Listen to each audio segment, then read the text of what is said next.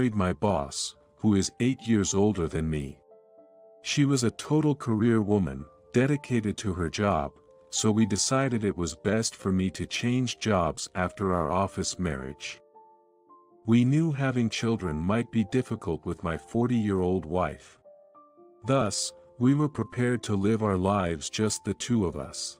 But one day, our lives were turned upside down. What's going on, father? Well, My father-in-law Simon, who had mobility issues, showed up at our newly bought condo. He had been living with my wife's younger brother's family but seemed to have been kicked out. When we reached out to understand the situation, we discovered an unbelievable truth. Though hesitant to intrude on our newlywed life, Simon ended up living with us. However, about 2 years into living together, he was diagnosed with stomach cancer and passed away. Laura, is this your dad's will, isn't it? What? While sorting through his belongings to arrange for the funeral, we found his will, hastily prepared after his diagnosis. What was like the content of the will that completely changed my wife's expression? My name is James Smith. Up until a year ago, I worked for a major trading company, just a regular employee. The reason I say, up until a year ago, is because I have since resigned and moved to a smaller company. I married Laura Johnson, who used to be my boss.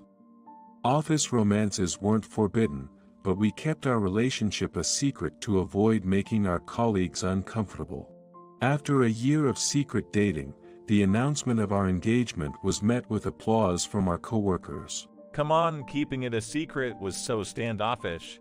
Congrats, James, Laura. Best wishes. Everyone celebrated our marriage with smiles, making us wish we had shared the news sooner. However, despite the welcoming atmosphere, being a married couple in the same department had its challenges. A transfer for one of us was likely but uncertain when. Our company demanded long hours, and we typically ate out for all 3 meals. In that environment, Laura had occasionally been ill even before marriage as well as struggled with her health. She was passionate about her work to pour her all into her career. I didn't want my life partner to overextend herself. However, taking her job away would have been detrimental to her mental health. So, I chose to leave my job and support her while she continued working. I prioritized a work schedule that offered more free time, even if it meant a significant pay cut. I took on the household duties, wanting to support my busy wife, especially in managing her health through our meals. Cooking turned out to be enjoyable. I aimed to make our home a comforting and secure place for Laura. It brought me happiness as well. I'm sorry for making you do all this. Like you find fulfillment in your job, I find it in supporting you. It's not a burden at all. As I said so, she responded with looking remorseful yet grateful. Thank you. The new work-life balance seemed to suit me well. Laura had gradually been falling ill less frequently. Her complexion had improved, which made me worry that other men might start noticing her. Your delicious cooking is to thank. She always expressed her gratitude, which further motivated me. Before marriage, I had barely cooked, but a year later, I thought I could call myself a part-time house husband.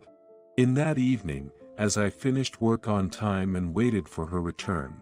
Yes, this is delicious enough. Preparing dinner, I reminisced about our beginnings. Although Laura was my boss, frankly, my first impression of her wasn't great. She was strict with herself and others, always seeming to have a furrowed brow. Laura is honestly intimidating, isn't she? Reliable as a boss, though. Always frowning, right? It's a shame. She's pretty. That was the vibe among the staff at the office. She was capable but seemed unapproachable. Before I really knew Laura, I also had the same impression of her. I always thought of her as a typical, career woman, who wouldn't let men outdo her, someone without any vulnerabilities. I wonder what kind of guy she'd marry. Who knows? She might be just a regular woman at home, though. I had these kinds of conversations with other colleagues. Never would I have imagined at that time that I'd end up being that guy. Just a boss at work, someone I thought wouldn't have much of a role in my life. That's what I thought about Laura. But that all changed the day she casually invited me out for drinks after I made a mistake at work. The bartender accidentally served Laura, who doesn't drink, a whiskey instead of Coke, and she got drunk off a single sip. Laura, are you okay? I'll get you some water right now. I'm fine. It takes more than this to get me drunk. No, you seem pretty drunk to me. Due to the alcohol, she seemed so innocent, and it was hard to believe she was the tough manager at the office. Furthermore, perhaps because she was drunk, she let out her vulnerabilities. You think I'm just a spinster at 39, don't you? No, not at all. She had always seemed so capable and unapproachable. But I knew better than anyone that she was incredibly sincere about her work and put in a great deal of effort. If I were more adept at juggling both, I would have liked to date too. Laura. Silly to hear from someone my age, but I wanted to fall in love with a man and get married, just like any other woman. The words she let slip without realizing they were drunk words felt sincere to me. In my mind, she had been a strong, infallible woman who had risen to the position of manager. But the real her was so fragile. I always have to be on top of things at work, so I end up being too tense. Well, you are the manager. It's because you take your work so seriously that we can do our jobs under your leading. Thank you for everything. That's good to hear, thanks. But it's strange. I feel like I can let my guard down around you. Perhaps it was the alcohol, but it felt good to know she trusted me, even a little. The Laura at work was always so composed and capable of multitasking effortlessly, but there she was, clumsy in a way. While I admired powerful women who wanted it all, work, marriage, children, Laura's earnestness was endearing. From that day on, our private interactions increased, gradually shifting from relationship of colleagues to that of lovers. Actually, when I proposed to her on our one-year anniversary, she initially turned me down.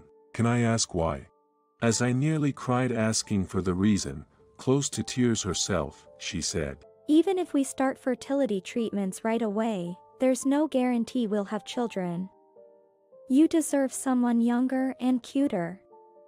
I'm sorry for holding you back. Let's end our relationship today. Saying that, she tried to withdraw. But by then, I couldn't imagine a life without her. I don't mind a life without children. A life just the two of us is fine. I want to live my life with you. But I'm sure I'd regret it for the rest of my life if we parted ways now. Please, marry me. yes, please. Her acceptance made me the happiest I had ever been. Until then, it was the happiest day of my life. But now, a year into our marriage, we keep updating our happiest day every day. As I finish preparing dinner, reminiscing about our happy proposal, I think, yeah, today's perfect too. The table set with all of Laura's favorites might be a bit over the top, but it'll be just right for her when she comes home tired. Now, just to wait for Laura to come home. I thought about making some herb tea while I waited, but that moment, the doorbell suddenly rang. Is that Laura? She usually just comes in with her key. Maybe she left it in a rush this morning. I used to think of her as a flawless being when she was my boss, but since becoming my wife, I've noticed she has her absent-minded moments. Those moments are kind of cute, though. I find myself bragging, even though I'm alone. I went straight to open the front door. Welcome back. However, an unexpected person was standing there, instead of Laura. Father? Hi, good evening, James. It was Laura's father, Simon. I know that it's not unusual for a father to visit his daughter and son-in-law's home. However, he has mobility issues, so whenever we invite him over, we usually go to pick him up from his house. Moreover, it was unprecedented for him to visit suddenly without any prior arrangement, so I was quite surprised. What's up? Are you okay? Well, Sensing there was a situation, I decided to let him in for a moment. Laura's working overtime, but she should be back soon. Come in, please. You'll catch a cold staying outside. oh, thank you. Despite his usual gentle smile, Simon looked somber as he sat down, so I made him some tea. I'm home. Laura came back. Dad! Surprised to see her father at home, she asked him what happened. Well, it's a bit embarrassing to say. It seemed he was kicked out by the family he was living with, Laura's brother and his wife. Since Laura's mother had passed away 5 years ago, Simon had been living with Laura's brother, his wife, and their 2 children. Apparently, it made him feel out of place. For now, let's have dinner together. I'll prepare a guest bed for you later. Thank you.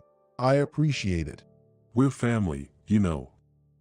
It's only natural. Please don't worry about it. As I said that with a smile, he tried to smile back, though he looked like he might cry.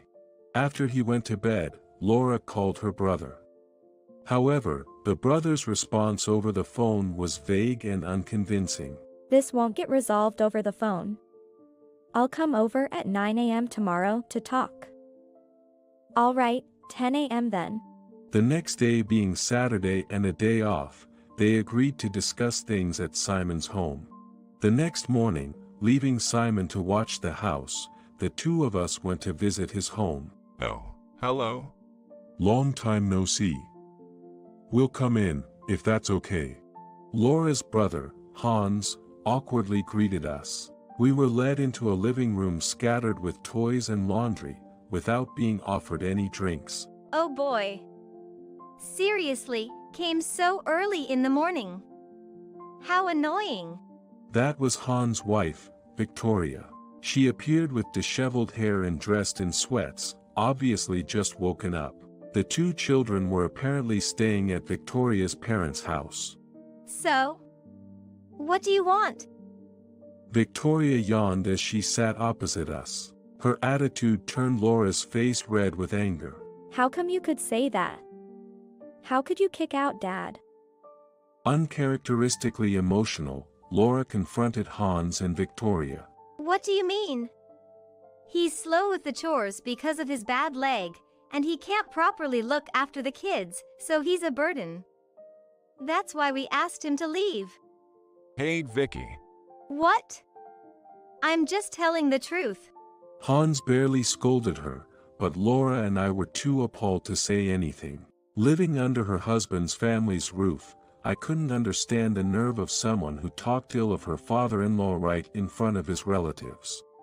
Laura was trembling with anger without uttering a word. I could understand her feelings. It's because when I heard about how Hans and Victoria came to live with them, I had my doubts. 5 years ago, right after Laura's mother passed away, and before the mourning period was over, they got married. It was a shotgun wedding, so it might not be right to blame them for the timing. Still, Laura and Simon were taken aback when Simon brought Victoria home to live with them so suddenly. Couldn't you have waited until things settled down a bit? Laura tried to caution them, but Victoria was unabashed and responded carelessly. But, you know, my family's house is already full with my brother's family living there, and it's super cramped. And renting an apartment would be a waste of money on rent, so it's all good, right?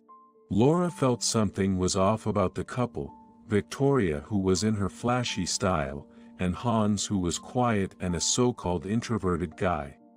However, being inexperienced in love herself, she thought maybe that was just how some relationships were. We'll take care of your father. You don't have to worry about a thing. At the time, Laura was already 37 and had resigned herself to possibly being single for life. She had her own place in the city from working and had no plans to move back home. She was concerned about leaving her father, who had mobility issues as well as were living alone as his beloved wife had passed away. There's plenty of room, so it's fine. Simon had agreed, and that settled the arrangement for Hans and Victoria to move in. Moreover, since Laura was unable to care for Simon herself, she sent a significant amount of money home every month. Yet, whenever she visited for the holidays, Victoria seemed annoyed by her presence. Oh, you're back again? Got a lot of free time, huh? Oh, yeah. Though faced with complaints, Laura resigned herself to the idea that was just what sisters-in-law were like. Moreover, she was grateful to Victoria for giving Simon grandchildren, considering she might not be able to do so herself. Nevertheless, as the kids got bigger, it turned out father was more useless than we imagined. It's hard enough taking care of the kids without having to look after a useless old man too. Victoria laughed mockingly by herself. I remembered Simon showing up at our place yesterday, looking apologetic. He had made the effort to come to our house despite his trouble walking. All because of the situation Victoria had created. I was furious at her. Even when we want to go on a date as a couple, we can't rely on him for babysitting, and he can't even accept a delivery for us when we're away on vacation. Wait, you left Dad behind and went on a family vacation? Of course. Dragging around such a broken-down old man is just exhausting. Is that true, Hans? Laura raised her voice in a questioning manner, glaring at Hans. Well, let's say. He mumbled something vague.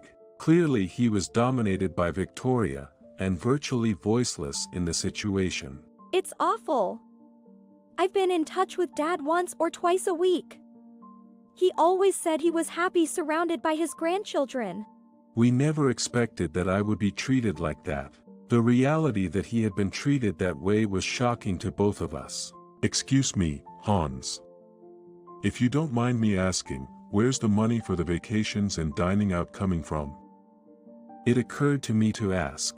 I was doubting Hans' modest salary could cover such expenses beyond living costs. It was likely that the money Laura had been sending for Simon's care was being diverted. Hans seemed caught off guard by the question. He fell silent and looked down. It's our right to spend the money we're given however we want. Victoria snapped back at my words. If Dad was living well, that would be one thing. I wouldn't have any complaints. But this is too much. Finally, Laura broke down in tears. The tears must be a mix of disappointment in her brother, the heartlessness of her sister-in-law, and regret for not realizing it sooner.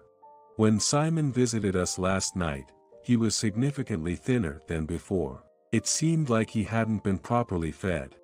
This is delicious. Last night, as he ate the meal I prepared, tears welled up in his eyes. To push such a kind man to the edge like that. I couldn't bring myself to forgive Hans and Victoria. I glared at Victoria and spoke up. Anyway, we'll take father in with us. Wow, really? Make sure no returns, okay? Her flippant tone almost made me lash out, even towards a woman. It was Laura's calm voice that stopped me. We'll take care of Dad from now on, so no more financial support from us. No way. You know I don't make much, right? Hans finally spoke up, desperately clinging to Laura. I know, but so what? There's no reason for us to support you guys anymore. She firmly refused, and we quickly packed up Simon's belongings. Hans kept trying to negotiate for more money, while Victoria did nothing to help, just smirked at us. I deeply regretted leaving Simon in such a hellish situation. Thus, Simon to live with us. We enjoyed a peaceful life together for a while. Father, why don't we go here? There's a new pizza restaurant that opened by the lake. Looks nice, doesn't it? Yes, sounds good. The pizza seems delicious. Then, let's go this weekend. Life with him being considerate and attentive was peaceful, and we had fun every day. He quickly regained his health after moving in with us. He returned to a normal weight and smiling more often. Father, how about we adopt a cat? A cat? Huh. One day, I suggested adopting a shelter cat. Laura's family had a cat when her mother was still alive. Simon was particularly fond of it. With us often out for work, we thought adopting a cat could keep him company during the day. He was thrilled to agree. Hey now, Kiki, don't climb on my back. Simon named the adopted black male cat Kiki and cherished him deeply. Watching him play with Kiki, Laura and I would smile peacefully. We wished for that lifestyle to continue forever. However, one day, a health checkup revealed Simon had stomach cancer. He passed away not long after. The 2 years he lived with us were filled with laughter and joy. To me, who had lost my biological father, he was an irreplaceable parent. We need to prepare for the funeral. I'd start to tear up if I let my guard down. The sorrow made it hard to move. I needed to focus on the funeral preparations at that moment. While sorting through Simon's belongings to choose a photo for the funeral. What is this? I stumbled upon a will, presumably hastily prepared after his diagnosis. Laura, look at this. It is Simon's will, isn't it? Really?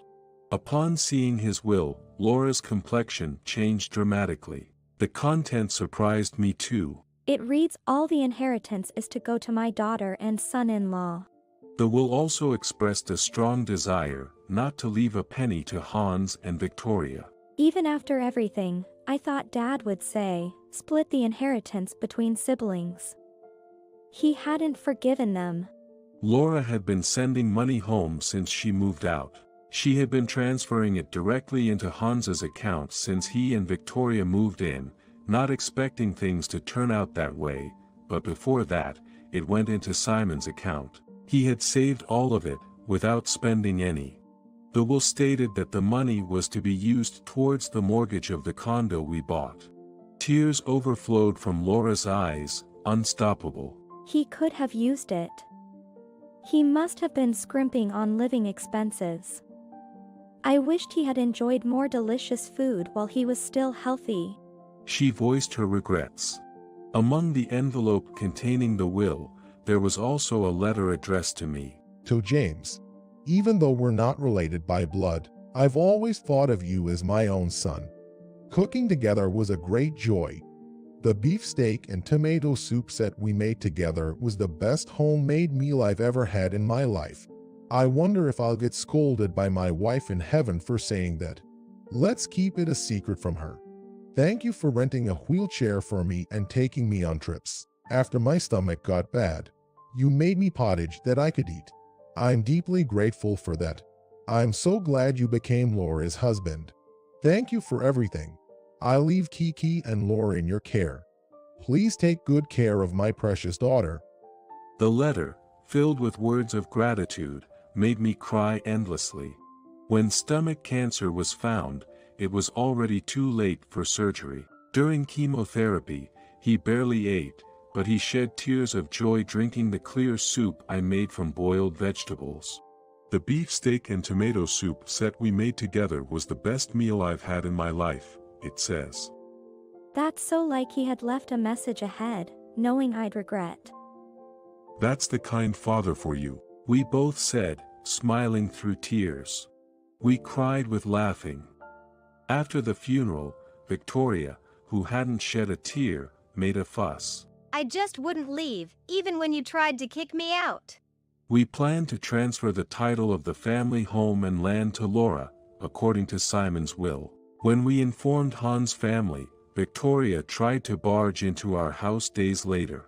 However, Laura didn't even let her on the doorstep. You can stay if you pay rent. As if I'd pay. Oh, really? Then I'll call the police. What? Why?